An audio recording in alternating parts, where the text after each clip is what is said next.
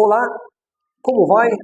Saudações a todos, que a graça e a paz do Senhor Jesus esteja com todos, os que nos acompanham de casa e os que nos acompanham aqui da Igreja Adventista do Sétimo Dia, de Conjunto José Bonifácio, Zona Leste de São Paulo, Rua Najib Faramaluf, 1209. Todos estão convidados a participar aqui da classe bíblica, que acontece aos sábados, via de regra aos sábados, às 15 horas da tarde. Eventualmente pode ter algum evento da igreja, alguma coisa assim que evite a classe, como, por exemplo, no sábado anterior. Hoje é dia 1º? Dia 31. Dia 31 de agosto, nós temos classe, na semana que vem, se Deus quiser, também teremos. Hoje nós vamos entrar na doutrina número 15, a 15ª doutrina de nossa igreja, ou crença, melhor dizendo, né? 15ª crença de nossa igreja, que é o batismo. Então eu vou ler a manifestação de fé e nós vamos entrar nas principais passagens do batismo e vamos seguir adiante, tudo bem? Vamos lá então. Pelo batismo confessamos nossa fé na morte e na ressurreição de Jesus Cristo e atestamos nossa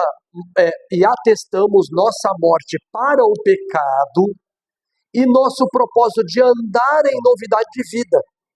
Assim, reconhecemos a Cristo como Senhor e Salvador, tornamo-nos seu povo e somos aceitos como membros de sua igreja. O batismo é um símbolo de nossa união com Cristo, do perdão dos nossos pecados e do nosso recebimento do Espírito Santo. É por imersão na água e depende de uma afirmação de fé em Jesus e da evidência do arrependimento do pecado. Segue-se a instrução das Escrituras Sagradas e a aceitação de seus ensinos. Então o batismo, alguém pode pensar que o batismo é uma formalidade apenas, né? Uma formalidade. Mas é muito mais do que uma formalidade, né? Ele está cheio, ele é rico de significados. E implica muita coisa, quer dizer, cada detalhe do batismo implica em alguma diferença na vida daqueles que aceitam Jesus. Então, nós vamos ao estudo do Nisto Cremos. Aqui, começa o Nisto Cremos mencionando uma pessoa da África Central, chamada Nyamvira, que vivia na África Central. Não considerava o batismo uma mera opção. Durante mais de um ano, essa moça, havia estudado avidamente a Bíblia. Desejava ardentemente tornar-se cristã. Cada dia, durante a tarde, ela compartilhou com seu esposo as coisas que havia aprendido. Grandemente irado, o esposo gritou a ela: "Não quero saber desta espécie de religião em minha casa. E se você continuar estudando, irei matá-la." Isso aconteceu na África. Imagina uma coisa dessa, o marido ameaçando matar a esposa, porque uma esposa estava aprendendo sobre a Bíblia, sobre Jesus, e parecia querer se comprometer com Jesus, né, se batizar. Embora se sentisse quebrantada, Nyamvira prosseguiu estudando e logo achava-se preparada para o batismo. Antes de dirigir-se ao local do batismo, ela ajoelhou-se respeitosamente diante do seu esposo e lhe explicou que iria batizar-se. Ele puxou o seu enorme facão de caça e gritou: "Eu já lhe disse que não quero que você se batize. No dia em que isso ocorrer, irei matá-la." Mas Nyamvira, determinada a seguir seu senhor, deixou a casa com as ameaças de morte ainda ressoando em seus ouvidos. Antes de entrar na água, confessou seus pecados e dedicou a vida ao Salvador, sem saber se seria chamada a depô-la em favor de Cristo naquele mesmo dia, quando o marido a matasse, né? A paz encheu seu coração no momento em que foi batizada. Retornando para casa, foi buscar o facão e entregou-o ao seu esposo. "Você foi batizada?" perguntou ele, irritado. "Sim", respondeu Nyamvira, com simplicidade. "Aqui está o facão. Você está pronta para morrer?" Ela disse: "Sim, estou."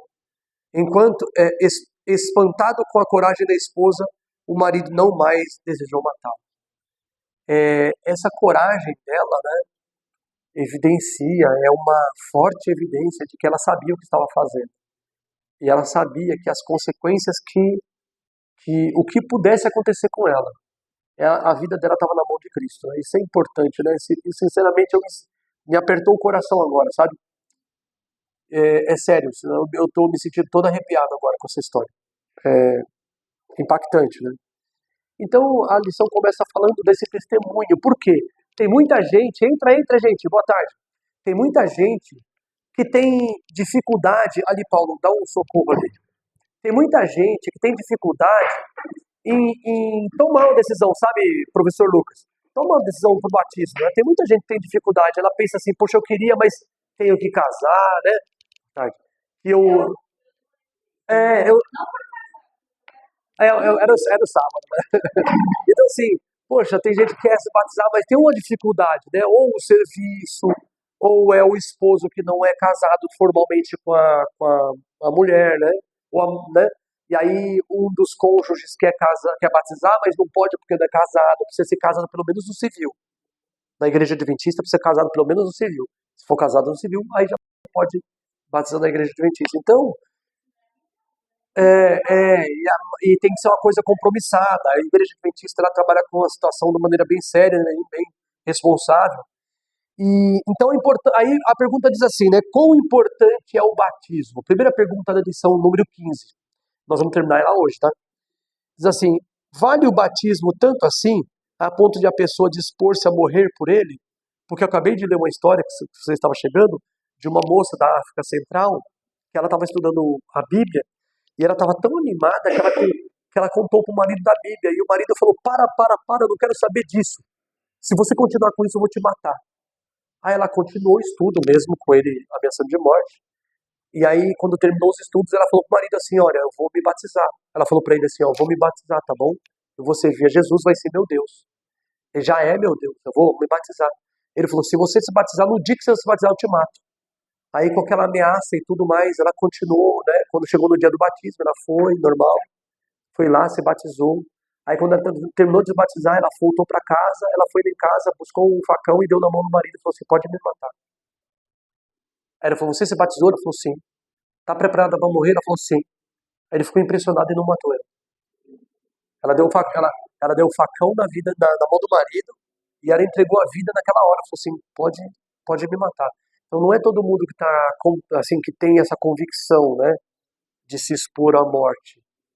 E me admira uma mulher da África Central que aprendeu essas coisas e ela se comprometeu tão profundamente que ela estava pronta para morrer no mesmo dia.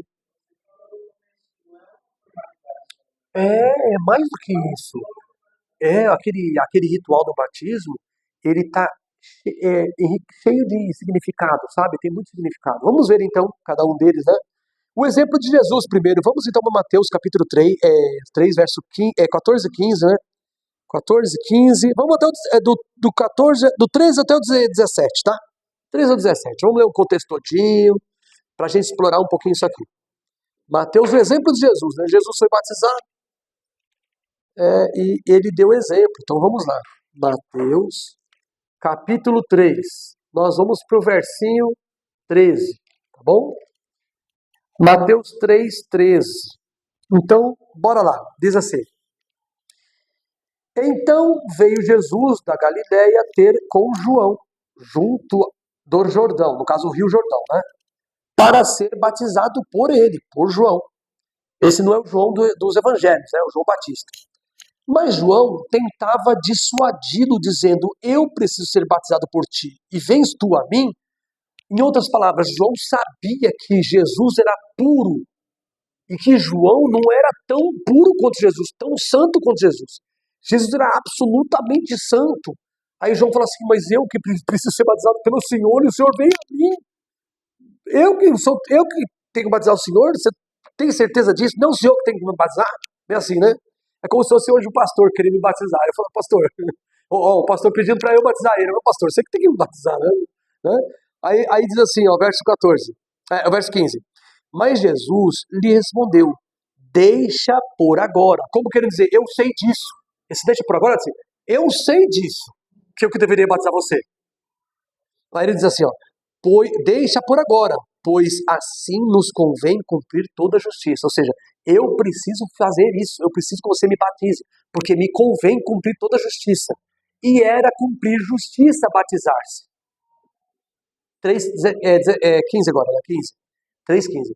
Então, o Jesus, ele falou assim que João precisava batizar Jesus porque era parte do compromisso de Jesus de andar em toda a justiça. Ou seja, batizar faz parte do cumprir a justiça de Deus na terra. De Jesus também, né? Verso 16 diz assim, vamos lá então? Você pode ler Lucas. Lucas o outro, aí depois o Lucas este. O mais perto. O Lucas aquele, vai lá, Lucas aquele. Batizado que foi Jesus, saiu logo da água, e eis que lhe abriram os céus, e viu o Espírito Santo de Deus descendo como uma pomba e vindo sobre ele. Exato. Então, assim, teve um evento, o batismo de Jesus foi algo tão importante, tão importante, tão importante, que não foi apenas uma coisa visível, audível aos olhos humanos. Teve manifestação sobrenatural. O Espírito Santo desceu como pomba sobre Jesus e foi ouvido uma voz do alto que dizia: esse é o meu filho amado em quem me comprazo. Então isso é um momento muito importante, porque é o cumprimento de Deuteronômio. Isso aqui, ó, é o cumprimento de Deuteronômio 18:15. Vamos lá, vamos lá, vamos lá, vamos lá. Deuteronômio 18:15.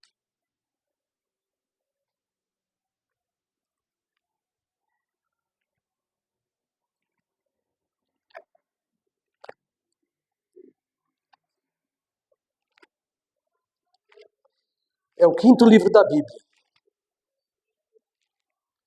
Ah, não é essa afirmação.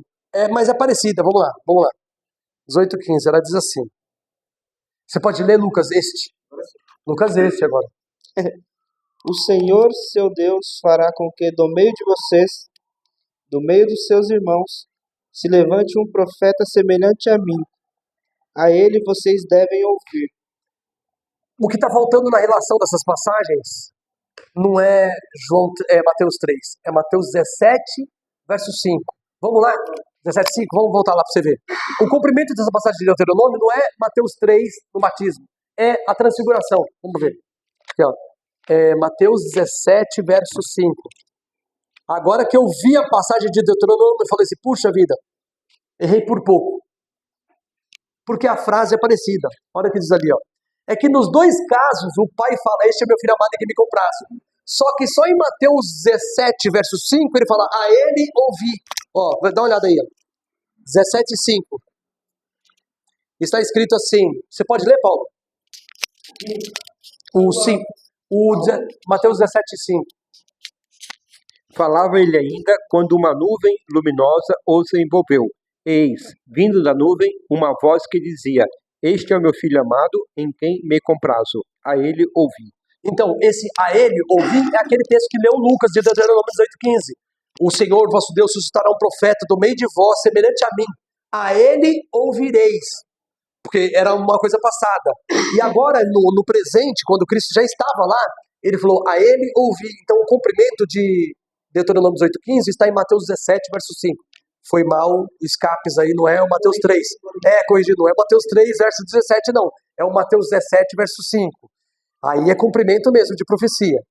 Mas aqui no batismo de Cristo também era o cumprimento de uma profecia. E essa profecia de Mateus 3, verso 17, é a profecia das 70 semanas. 70 semanas, em Daniel 9, verso 25. Porque lá diz assim, desde a saída da ordem para restaurar e reedificar Jerusalém, até o príncipe ou ungido, serão 7 semanas, 62 semanas. Quer dizer, aí você vem assim, ó, 7,62. Quem tem celular? Meu pai, esqueci o celular no carro, ó. Será que eu tenho medo de alguém quebrar o vidro? Porque tem essa, né? Se eu tenho o celular no carro, quebrar o vidro, deixa pra lá. Agora deixa, Deus que sabe de tudo. Se quebrar, quebrou. Quebrar, quebrou. Tá, peraí, sim. Olha o que acontece, calma lá. Eu estava falando do... Daniel, Sim, que fala assim, ó, 7 semanas, 62 semanas. 7 semanas são 49 anos. 62 são 62 vezes 7. Dá 7 vezes 3, 21. Tá. 62 semanas vezes 7, né? 7 vezes 2, 14. É isso, né? Aí vai 1. 7 vezes 6, 30... Não, 42. 42 mais 1, 43. 433 anos. 483 anos, desculpa. Porque são 49 mais uns 433. Exatamente, ó. Primeiro, são 7 semanas, 49 anos. Depois, são 433 anos. 433 ou 432? Uma coisa assim, 433 ou 32. Aí, se eu somar aqui, fica 9. Aqui, mais 3. 12, vai 1. Aqui, 8. 483 anos. 483 anos, fica sobrando uma semana só. Foi 69 semanas, das 70 semanas da profecia, até o batismo. Como que eu sei que é até o batismo? Porque em Daniel 9, verso 25, diz assim, até o ungido, até o Messias. Messias quer dizer batizado, ungido. Até o momento da unção de Jesus. Jesus foi ungido pelo Espírito Santo no dia do batismo.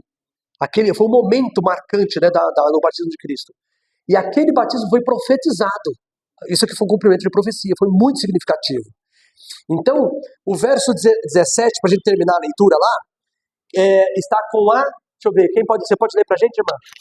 Você pode ler Mateus 17, 3,17? 3,17?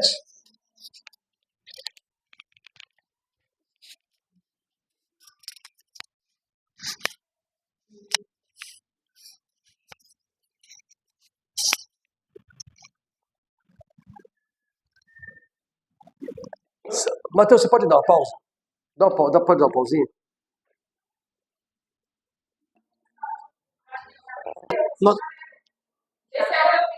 É verdade, vamos continuar então. Deu play não?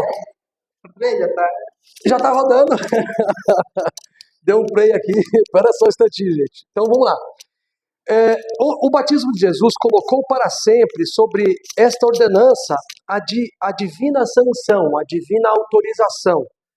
O batismo é um aspecto de justiça do qual as pessoas podem participar, uma vez que Cristo, aquele que não conheceu o pecado, foi batizado para cumprir com toda a justiça. Nós, como pecadores convertidos, devemos fazer o mesmo, nos batizar. O batismo é um dever cristão. Todos aqueles que são cristãos acabam aceitando o dever de tomar parte do batismo. Claro que ninguém impõe nada, a pessoa que decide se ela vai querer batizar ou não. Se não quer batizar, é problema da pessoa, ela com Deus, né? Não.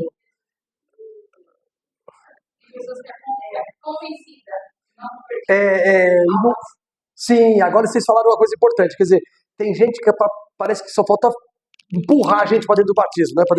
Pula no tanque de uma vez, assim, né? Não é legal. A legal coisa tem que ser uma coisa espontânea, de boa vontade dela, entendendo que a pessoa, entendendo que se trata de um compromisso dela com Deus, de fidelidade com Deus, pronto, ela decide, eu quero batizar, eu quero. Sim.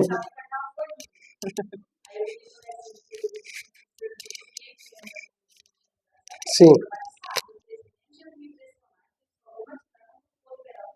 Sim. É claro, porque não dá, né? Você vai entrar no compromisso com Jesus, está transgredindo o mandamento lá, né? Não é complicado, né? Não é verdade. Tem que tomar cuidado pra gente não fazer as coisas assim, no impulso, sabe? Sem aquele senso de dever mesmo, né? Então, o mandamento de Jesus, aí é mais importante ainda, porque Jesus mandou batizar. Vamos lá então, Mateus 28. Agora sim, Mateus 28. Agora vai mandar... Vamos lá. Mateus 28, nós vamos ler os versos 18 a 20, tá bom? Porque se ele dá a ordem, então assim, então foi o pastor que inventou, não vou batizar. Não. Mas se Jesus fala batizai, aí é diferente, né? Vamos lá. Então vejamos aí, Mateus 28, verso 18. Chegando-se Jesus, falou-lhes, dizendo: é-me dado todo o poder no céu e na terra. Depois a gente entra nisso, tá? Se vocês tiverem pergunta, é-me dado todo o poder, tá bom? Verso 19. Portanto, ide e fazeides... Ó, ide é ordem, certo? É imperativo. Vai, levanta. Se eu estou dando ordem, né? Então, ide e fazei discípulos de todos os povos, batizando-os em nome do Pai, do Filho e do Espírito Santo. Verso 20. Ensinando-os a guardar todas as coisas que eu vos tenho mandado. E certamente estou convosco todos os dias até a consumação dos séculos. Então aí nós temos a ordem de Jesus. Ide, fazei discípulo, batizando o nome do Pai, do Filho e do Espírito Santo. Então ele deu ordem. A ordem de Jesus é batizar, né? Que os discípulos de Cristo batizassem. Se a ordem é batizar, dos discípulos deles batizarem, a nossa é o quê? De aceitar o batismo, né? O teu líder religioso, nós somos o povo que aceita o evangelho, né? Então, aqui nós temos a ordem materializada de Cristo, mandando guardar este mandamento, ou seja, batizar. Agora, não só isso, olha o que diz o texto. Depois da subida de Cristo para os céus, quando Cristo morreu, ressuscitou no domingo, ele foi ao céu, voltou, ele foi ao céu naquele dia, voltou, aí ele ficou 40 dias com os discípulos. Depois dos 40 dias ele foi e ficou de uma vez. Por que ele foi de imediato? Porque ele foi logo em seguida, quando ele ressuscitou, não demorou muito, ele foi. Porque ele queria oferecer o sacrifício a Deus. Ele como sacrifício. Senhor, o Senhor aceitou? A justiça ficou satisfeita? Meu sacrifício foi aceito perante o Senhor? Aí Deus respondeu, ok, aquela coisa, né? Então foi tudo satisfeito? Beleza. A minha morte é suficiente para salvar todo ser humano? Ok, perfeito. Depois que foi aceita o sacrifício de Cristo pelo Pai, aí ele volta, fica 40 dias com os discípulos, e no final dos 40 dias ele vai de uma vez. É a ascensão para só voltar na segunda vinda. Então, por isso que ele falou assim, mulher, não me toques, precisando subir ao Pai. A prova de é isso, você entendeu? prova é a Maria. Né? Sim, que ela ia tocar, ela viu Jesus quando ela chegou na sepultura, fora da sepultura. Porque ela chegou, olhou na sepultura e não estava mais lá. Ela começou a chorar, estava com o olho marejado. O desejado fala assim que ela não conseguiu enxergar Jesus. Aí Jesus apareceu na frente dela, ele se apareceu e falou, mulher, por que choras? Aí ela não reconheceu Jesus, porque ela estava com o olho cheio de lágrima. Ela falou, levaram o meu Senhor. Aí, quando ele falou com ela de novo, ela percebeu que era ele. Aí ela se jogou aos pés dele para chorar de alegria nos pés dele. Quando ele foi tocar nos pés dele, ele recuou e falou, não me toques. Então, esse não me toques, assim, eu primeiro tenho, agora, sem o sacrifício, eu tenho que me apresentar lá em cima. Nem me toque, agora não. Depois ele come com os discípulos, né? Depois ele come, depois os discípulos abraçam ele, né? Ele participa de comida com eles, ou seja, normal. Mas naquela hora não, aquela hora ele tinha que se apresentar perante o Pai. Por isso que ele falou, não me toques. Eu vou lá pra cima, né? Eu vou me apresentar ao Pai, depois a gente... Aí ele pode ter... Tem a ver com a inauguração do santuário. Sim, mas eu acho que... Sim, mas é outro estudo, e esse aí é muito bom. Vamos lá então. Então aqui nós temos esse momento marcante, que quando Jesus subiu aos céus, depois da ascensão, os apóstolos proclamaram a necessidade da urgência do batismo. Vejamos isso, Atos capítulo 2, verso 38. Atos 2, 38. Então depois que Jesus foi para os céus, na primeira pregação pública dos apóstolos, depois da ressurreição, nós vamos ver que os apóstolos apontam a necessidade urgente do batismo. Urgente quer dizer assim, se você sabe que é verdade, se você ouviu o evangelho, por que não se batizar? O que te impede, né? Vamos lá então? Atos 2, verso 38. Você pode ler, Raquel?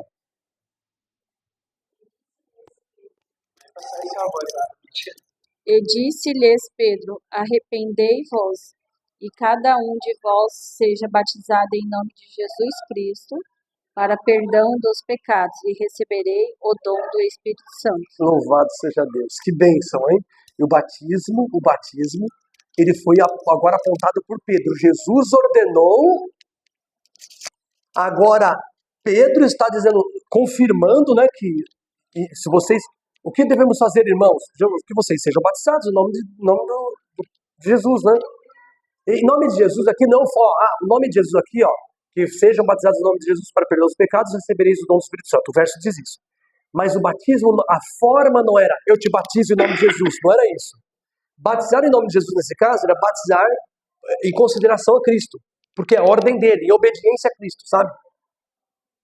Tem esse sentido, não é o sentido da forma do batismo. O batismo era, eu te batizo em nome do Pai, do Filho e do Espírito Santo. Aí a pessoa era desse jeito, como a gente leu em Mateus 28. Batizamos em nome do Pai, do Filho e do Espírito Santo. A forma é aquela forma. Aqui não é a forma. Aqui no grego, eu até tenho expressão aqui. No grego é epito onomatieso. Significa sobre a confissão de Jesus. Pedro está dizendo que para você ser batizado, você tem que confessar publicamente que você é de Jesus. Se você aceita Jesus, aceito. Aí você pode batizar. É o que a igreja faz aqui. A igreja faz aqui. Antes de batizar a pessoa, ela traz a pessoa à frente. Você crê em Jesus como seu salvador pessoal? Você crê no Pai, no Filho e no Espírito Santo? Não faz isso? Não faz a leitura aqui? Então, quando a gente faz isso, é o momento dela confessar. Se ela não confessar, não pode ser batizada. Só pode ser batizada se confessar. E o que Pedro está falando é isso no grego, né? Eu te batizo sob a confissão de Jesus. Você confessa Jesus, eu te batizo. Aí receberão o perdão do pecado e o dom do Espírito Santo. É isso. Então nós temos mais passagens. 10:48. Veja aí, 10:48 de Atos. Atos. Pode falar, só falar agora. Fala agora. Eu queria perguntar, onde fala que eu posso me rebatizar?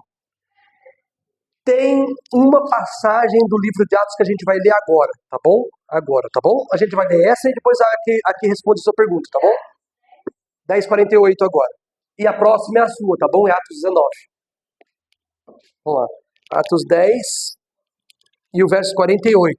Aí voltou pro Lucas de lá. O Lucas aquele. Mandou, pois, que fossem batizados em nome de Jesus Cristo. Então lhe rogaram que ficassem com eles por alguns dias. Que legal. Então, mandou, não fala que ele sugeriu, né? Não foi a sugestão. Ele mandou que fossem batizados em nome do Senhor, então lhe rogaram que ficassem com ele por alguns dias. Então, você percebe que é uma ordem, é um imperativo, é uma lei. Se batizar é o cumprimento de dever cristão. Se você não tem dever cristão, porque você não tem parte com Jesus, não confessou Jesus, tudo bem. Mas se a pessoa tem parte com Jesus, ela fala, ele é meu Senhor, então o dever cristão é batizar, né? Agora, onde está escrito para rebatizar? Agora que eu quero ver onde está esse negócio. Vamos lá, Atos 19. Atos 19. Nós vamos do verso 1 até o verso 5. Do 1 ao 5, tudo bem? Lucas de cá, então lê o verso 1. Aí a gente vai fazer o rodízio, né? O 1, o 2 o Paulo, o 3 você a Maria, o 3 a Maria, depois o 4 a Raquel e eu termino no 5. Vamos lá? Versículo 1. Aconteceu o quê? Enquanto Apolo estava em Corinto, Paulo, tendo passado pelas regiões mais altas, chegou a Éfeso, encontrando ali alguns discípulos. Perguntou-lhes: recebeste, porventura, o Espírito Santo quando crestes? Ao que lhe responderam: pelo contrário, nem mesmo ouvimos que existe o Espírito Santo. Então, peraí, vou dar uma paradinha. Antes de você ler, Maria, eles nem sabiam que havia Espírito Santo, porque eles tinham sido batizados no batismo de João. Isso você vai esclarecer agora, lê aí. Então Paulo perguntou: em que, pois, fostes batizados? Responderam: no batismo de João. Esse batismo é o batismo de João Batista, ou seja, ele não tinha toda a luz. João Batista. E esses discípulos eram discípulos de João Batista, não de Jesus. Eles não sabiam que tinha Espírito Santo. O que é isso, Espírito Santo? Não sabia. E agora eles ficaram sabendo. Agora vai lá, Raquel. Mas Paulo disse: certamente João batizou com o batismo do arrependimento, dizendo ao povo que cresce no que após ele havia de vir, isto é, em Jesus Cristo. Agora o 5. Agora, eu aqui. Quando ouviram isto, foram batizados em nome do Senhor Jesus. Verso 6. Você pode ler, Lucas? Vamos lá. Você pode ler o 6? Eu não tinha pensado nisso, mas vai lá. Havendo-lhes Paulo imposto as mãos, veio sobre eles o Espírito Santo, e falavam em línguas e profetizavam. Então, eles foram batizados no 5, verso 5. No 6, veio o poder do Espírito Santo sobre eles. Isso indica uma coisa, eles não tinham o Espírito Santo, o poder do Espírito Santo, como era normal a todos os cristãos, porque eles não tinham participado do batismo de Jesus, não o batismo de João Batista. Esse eles participaram, então eles foram batizados 2 vezes. Uma por João Batista e agora pelos discípulos, pelo apóstolo Paulo. E aí? Teve rebatismo aqui ou não? Teve rebatismo ou não? Eles foram batizados pelo João e agora foram batizados pelo apóstolo Paulo. Teve rebatismo? Teve.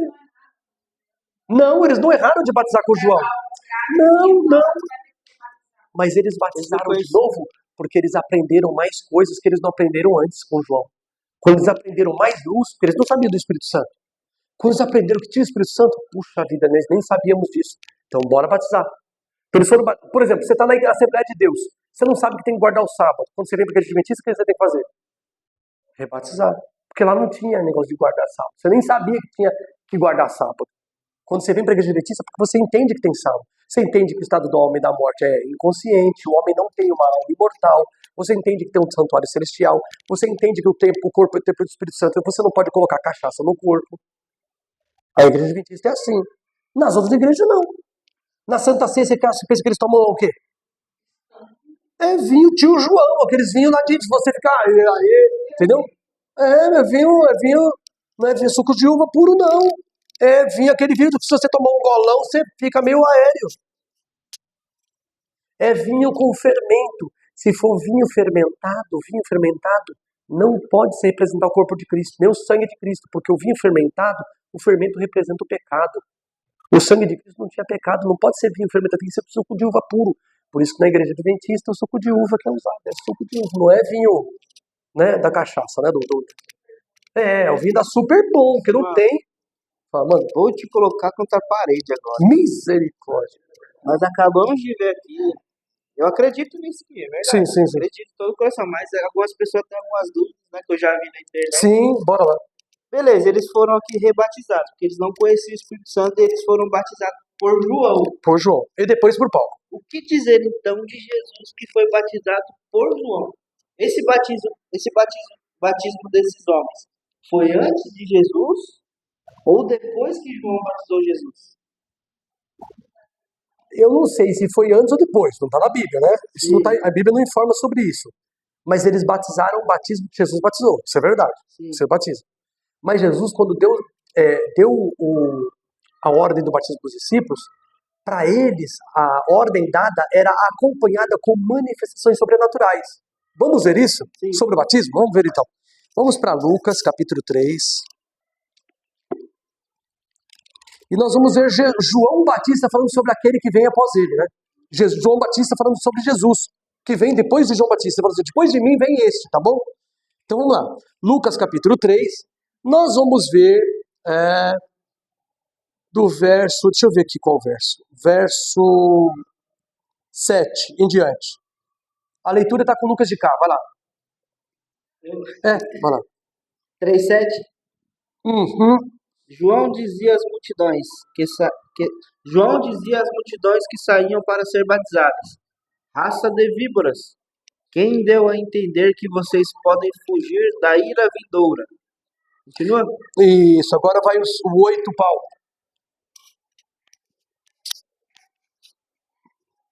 Produzi, pois, frutos dignos de arrependimento, e não comeceis a dizer entre vós mesmos: temos por pai Abraão, porque eu vos afirmo que dessas pedras Deus pode suscitar filhos de Abraão.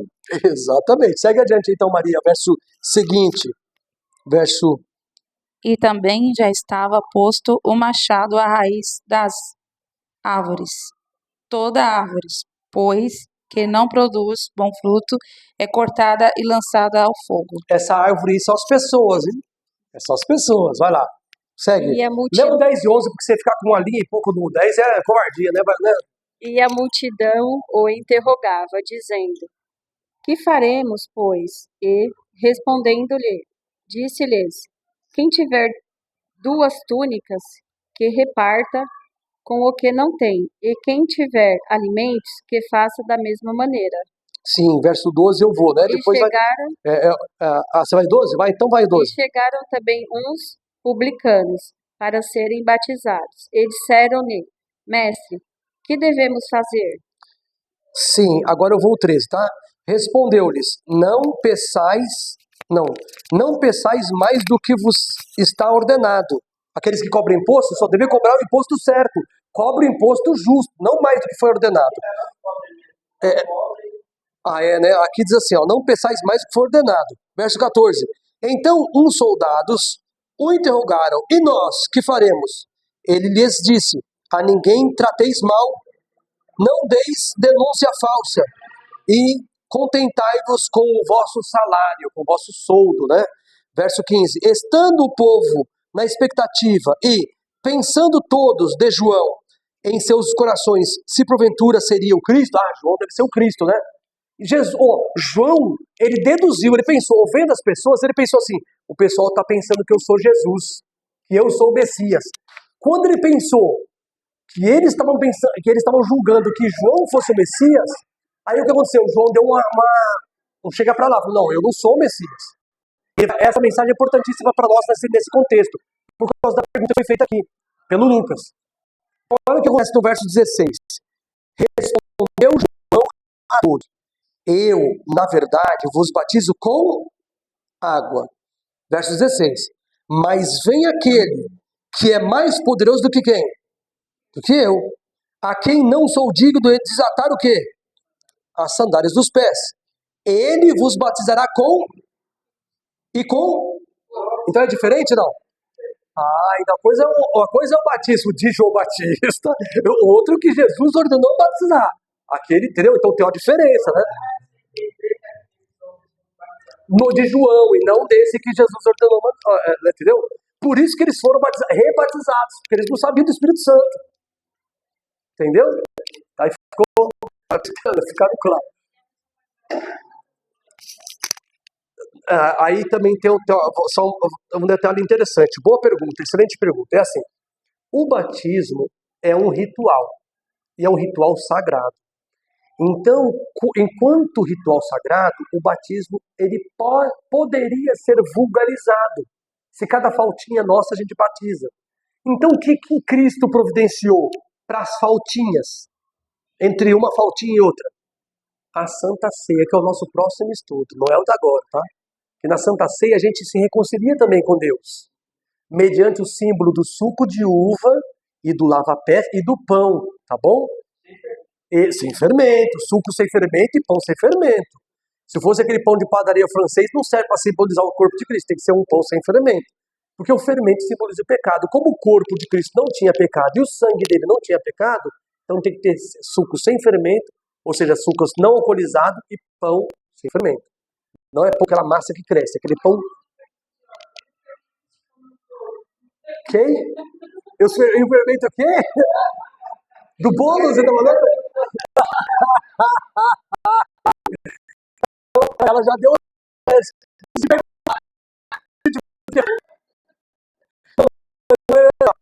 que o fermento ele também pode simbolizar ensino falso. Então, na Bíblia, tem duas aplicações simbólicas de fermento, dependendo do contexto. O fermento pode significar ensino mal ou ensino bom, e o fermento pode significar a presença de pecado. Nesse caso da Santa Ceia, o fermento representa a presença de pecado. Como não havia presença de pecado nem no sangue nem no corpo de Cristo, então não tem fermento. Mas o fermento, quando é bom, ele simboliza o bom ensino bíblico. Querem ver? A Raquel perguntou assim, né? E o fermento, tal, no bolo e tal, etc. Não, o fermento tem dois símbolos, né? Ele pode simbolizar duas coisas. Claro que é literal, né? A massa do pão crescer, do bolo, isso é normal. Mas ele tem, simbolicamente falando, tem dois sentidos. Abram suas Bíblias em Mateus 13, verso 33. Aqui é o fermento bom, tá? O fermento bom, ou seja, o ensino puro, celestial. Mateus 13, 33. E depois nós vamos para o ensino errado, tá? O ensino errado. Então o fermento... Abriu aí? Não. Então a leitura estava no Lucas de lá, né? Ah, tá com o Paulo, aí. Voltou aí. É porque eu li bastante aqui, então, né, deixa eu começar ali. Vai lá, Lucas. 13:33.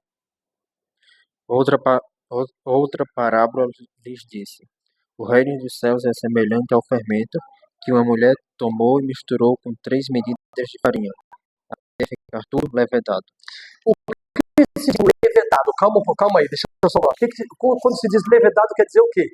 Que a massa que foi colocado fermento e amassado com fermento, que ela cresceu, inflou, certo? Que ela inflou. Eu precisaria de 45 minutos, mais ou menos, para ensinar esse verso, para estudar esse verso com vocês, em detalhe. Eu não posso fazer isso. Então eu vou falar na lata agora, tá bom? Na lata. O significado desse verso, tá bom? Na lata. Na lata quer dizer o seguinte, ó, verso 33, é assim, ó. O incessante aproximar-se de Deus, mediante Jesus, nosso Senhor, é semelhante a uma igreja que toma uma igreja, a mulher é igreja na provincial, não é? Mulher não é igreja, no símbolo de igreja? É semelhante a uma igreja que toma e introduz em 3 medidas de farinha o fermento, até que tudo seja levedado. Então eu vou ler para vocês de uma forma diferente, na linguagem de hoje, tá? Assim, ó. O incessante aproximar-se de Deus mediante Cristo é semelhante à igreja pura, celestial, que toma o fermento, que é o ensino celestial, e introduz no corpo, alma e espírito dos seus adoradores, até que eles estejam plenamente crescidos em Deus, até que eles sejam maduros, crescidos. Isso em linhas gerais, é o que o verso está dizendo. O símbolo é a mulher que toma o fermento, introduz em medida de farinha, mas sabe o que é farinha? Farinha não é produzida de trigo? E no Mateus 13, não fala da parábola do trigo e do joio? E o trigo não produz farinha de trigo? Não dá pra gente produzir. Farinha de trigo não deriva do grão do trigo? A parábola do contexto não é o do trigo e do joio? Então, obviamente, a farinha de trigo. O trigo representa o que na parábola? O trigo representa que classe de pessoas? Os fiéis. E o joio? Os infiéis. Os ímpios, né? Se o trigo representa os fiéis, o que você tira? Qual o substrato? Qual o derivado do trigo? Corpo, alma e espírito. Lembra que a gente tem 3 medidas, corpo, alma e espírito? Essas 3 medidas de farinha é que a santificação bíblica, ela envolve o mental, o espiritual e o físico. Mental, espiritual e o físico. E essa doutrina pura celestial que é introduzida no corpo, alma e espírito dos adoradores de Deus, faz com que eles sejam levedados, que eles cresçam, que eles produzam a 30, 60 e a 100. Lembra disso da parábola? Exatamente. Então, o sentido é esse. Né? O capítulo 13 é o capítulo do crescimento. Em teologia, isso quem me falou foi as pessoas que eu conheci que foi para teologia, se formaram, se tornaram pastores. Eles falaram assim para mim, que em teologia eles gastam vários dias, semanas estudando o capítulo 13 de Daniel, de Mateus. Interessante. São aulas profundas de Mateus. E eu não tiro essas aulas, né? Mas a gente dá uma estudadinha e acaba aprendendo alguma coisa. Então, vamos lá. Então, o que acontece aqui? Esse é o fermento simbolizando ensino puro. E o fermento simbolizando ensino errado. Agora vocês vão ver um versinho só. Mateus 16, verso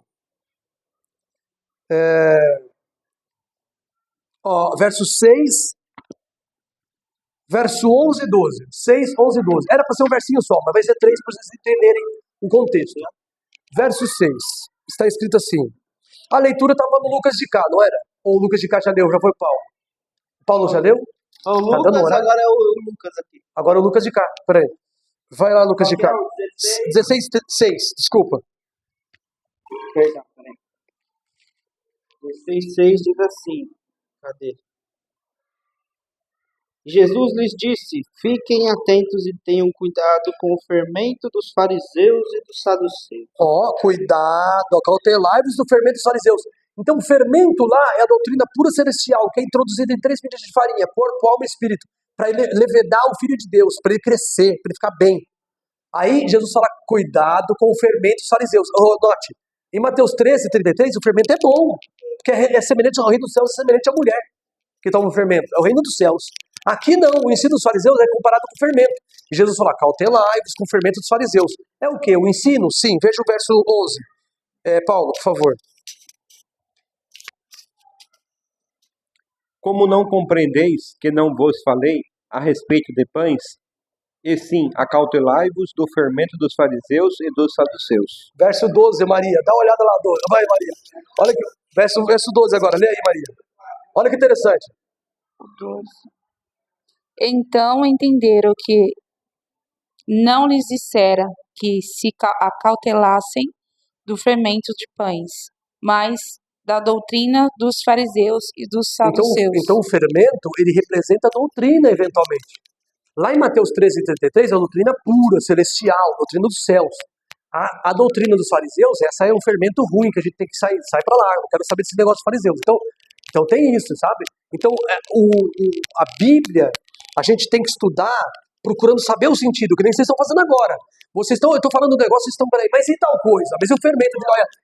Você pensa que não? Ela perguntou assim, vou fazer uma pergunta idiota, mas na verdade, a pergunta idiota dela deu um ensejo, deu a oportunidade de a gente entender isso aí, entendeu? Se não fosse a sua pergunta, não saia isso. Eles não estavam falando do fermento do pão, ela perguntou. Exatamente. Talvez do ensino. Então, em outras palavras, não existe problema no próprio fermento do pão, ou do bolo, ou do que quer seja. Quando você usa simbolicamente para falar da Santa Ceia, então aí é a presença do pecado. Quando você usa simbolicamente para falar de doutrina, pode ser uma doutrina pura celestial ou uma doutrina ruim. Naquela época, os escribas fariseus, hoje pode ser qualquer doutrina ruim que tem por aí, né? Tem muitas, né? Mas vamos lá, então. Vamos então para o batismo, mais um trecho importante. Você vê, a gente pensa que vai terminar logo, mas não termina logo.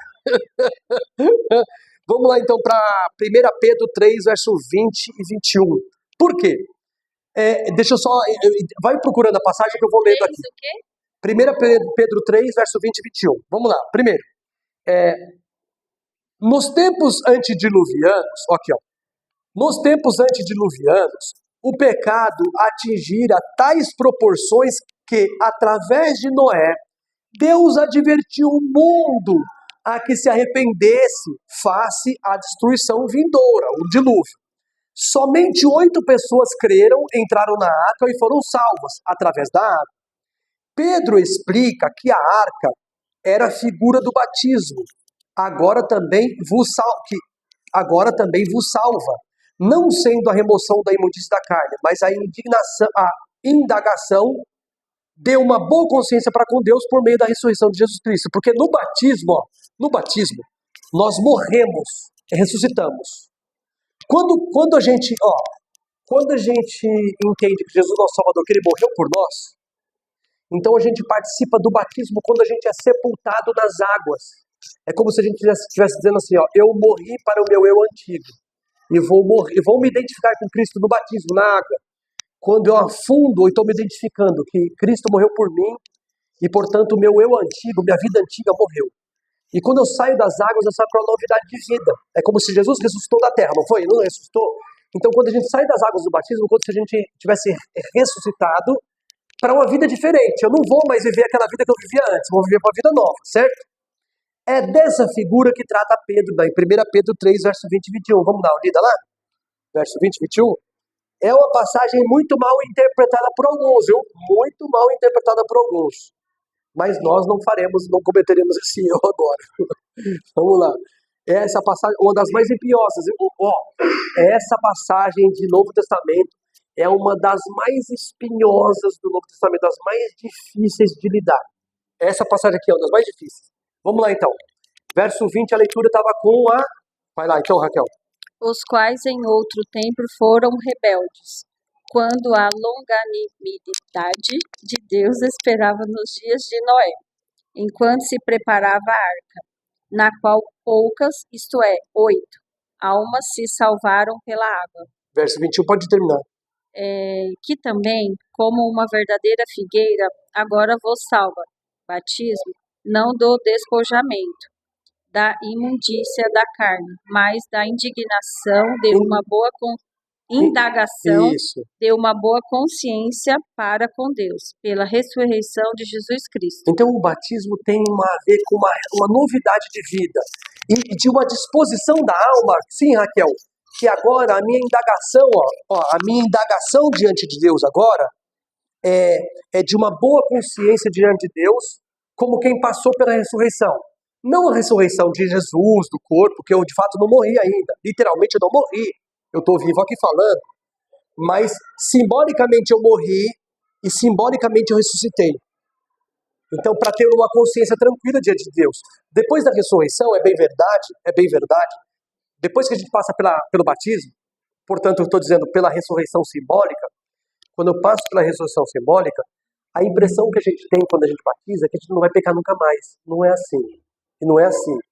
A gente tem a impressão assim, puxa, eu nasci de novo, um poder sobrenatural vai me tomar agora e eu não vou pecar mais, eu não vou pecar mais. E não é assim. Você nasceu de novo, é verdade. Mas você nasceu de novo de modo que agora a sua vida ela está inclinada para o céu. Antes de Jesus, a sua vida está inclinada só para baixo, só para errar, só para pecar. Quando a gente aceita Jesus, a nossa vida, ainda que a gente tenha pecados, erros, a gente está tentando sempre subir, sempre mais perto de Cristo e longe do mundo. A diferença é essa. Em outras palavras, o cristão, o Lucas falou hoje no púlpito, eu sou um pecador, eu vou falar para vocês, eu vou falar para pecadores, ele falou hoje no púlpito. Porque a verdade é essa, o cristão, ele é um pecador, mas ele não é um pecadeiro. Ele não é uma pessoa que vive no pecado. Ele reconhece as suas falhas. E a gente tem que reconhecer, mas a gente tem que tentar melhorar. Todo dia, isso é a santificação, né? O crescimento cristão e a santificação. Então, isso faz parte do conceito do batismo.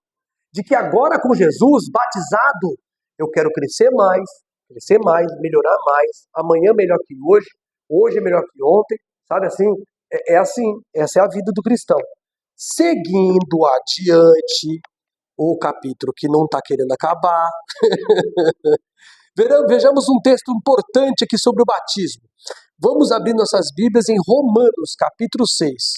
Que é o texto, eu acho que do Novo Testamento, o texto mais instrutivo sobre o batismo é esse. É o texto mais instrutivo. Romanos 6. Nós vamos ver do verso, deixa eu ver, do verso 1 até o verso 8. É um texto longo, de 1 a 8. A gente vai pensar coisa por coisa aqui, tá bom? Vai, 1 a 1. Como a leitura estava lá, vem pra cá, né? Lucas de cá. Raquel leu? Vai lá. Que diremos, pois? Permaneceremos no pecado para que abunde a graça? E aí? O que a gente vai dizer, Raquel? Você leu aí? Você leu, Maria? Que diremos, pois? Romanos 6:1. Então, que diremos, pois? Permaneceremos no pecado para que a graça seja mais abundante? A gente vai continuar no pecado? Vamos? Bora? Não, de maneira nenhuma. Olha o que diz o verso 2. Vai lá, Lucas. De modo nenhum. Como viveremos ainda no pecado, nós que já morremos para ele? Aí que tá, os cristãos entendem que morreram para aquela vida desregrada que a gente tinha antes. Que, eu vou falar assim, eu não bebia cerveja, mas eu também não era de beber. Mas eu ouvia rock, eu vivia uma vida largada, eu era irreverente. Então, eu sou muito irreverente. Mas eu não era da droga, nunca fui da droga, nunca usei droga, nunca fui de fumar.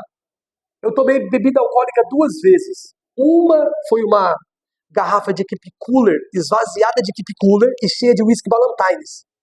O pai de uma amiga minha, eu tinha 17 anos, o pai de uma amiga minha, ele importava Ballantines e vendia no Brasil. Como ele importava Ballantines, whisky 12 anos, ficava as caixas tudo debaixo da cama dele. Ela pegou a caixa daquela, esvaziou o Keep Cooler. A gente já tinha tomado o Keep Cooler, não tem 0,05 de álcool, é mínimo. A gente não sentiu nada. Aí ela encheu de whisky Ballantines e deu pra mim. Eu bebi todinho. Aí eu fiquei grog 2 vezes. E a outra, irmão, eu bebi a garrafa todinha de uísque, 12 anos. Aí a outra, eu bebi uma garrafa de cerveja. Foi 2 vezes que eu bebi na minha vida. Nunca fui, então não posso dizer que eu nunca fui pra antros de inferninho, sabe? Antros sexuais. Nunca na minha vida.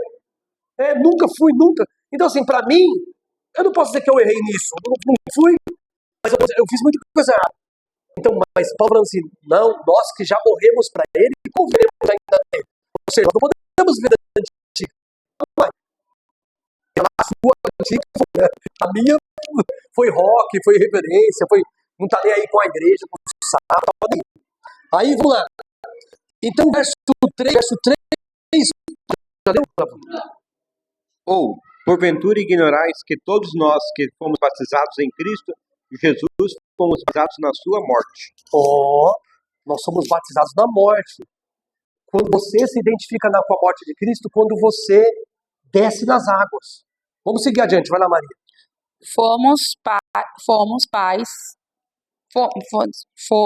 pois, sepultados com ele na morte pelo batismo, para que, como Cristo ressuscitado dentre os mortos, pela glória do Pai, assim também andemos nós em novidade de vida. Morreu para o pecado, nós somos novidade de vida, corri para ele. Vamos lá, Raquel, verso seguinte. Porque se formos plantados juntamente com a semelhança da sua morte, todos seremos na sua também seremos na da sua ressurreição. Na semelhança da sua ressurreição. Verso 6, Lucas de cá. Vamos lá, passa o microfone para o Lucas. Sabendo isto, que o nosso homem velho foi crucificado com ele, para que o corpo do pecado fosse desfeito, a fim de não servirmos mais ao pecado. Então o cristão ele não deve mais servir ao pecado. Ele não é servo, mas o pecado, quando o cristão, qualquer cristão, nós que estamos aqui na igreja, vocês estão aí de casa, é assim, quando a gente não foi batizado ainda, nós éramos servos do pecado, o pecado era o nosso Senhor. Nós trocamos de Senhor agora. Não é mais o pecado do nosso Senhor, é Cristo nosso Senhor. Então quem manda em nós o pecado? Não, quem manda em nós é Cristo. Então nós trocamos de Senhor, não tem mais o pecado, não é mais ao pecado, nós servimos o Senhor Jesus. Então vamos seguir, verso 7. Pois quem morreu está justificado do pecado. Se você foi batizado, você está justificado do pecado. Verso seguinte, Paulo, versos 8 e final, né? Nessa sequência. Ora, se já morremos em Cristo, cremos que também com ele viveremos. Isso, maravilhoso. Então, ele fala de morte e vida nesse capítulo. E a morte e vida de Cristo tem a ver com morte e vida nossa. Como? Porque a morte de Cristo tem a ver com nossa morte no batismo. Morrer é o antigo. E a vida, o viver novo para Jesus agora, é semelhante ao viver novo de Jesus agora. Por exemplo, a vida que Jesus tem agora, ele pode ser morto agora?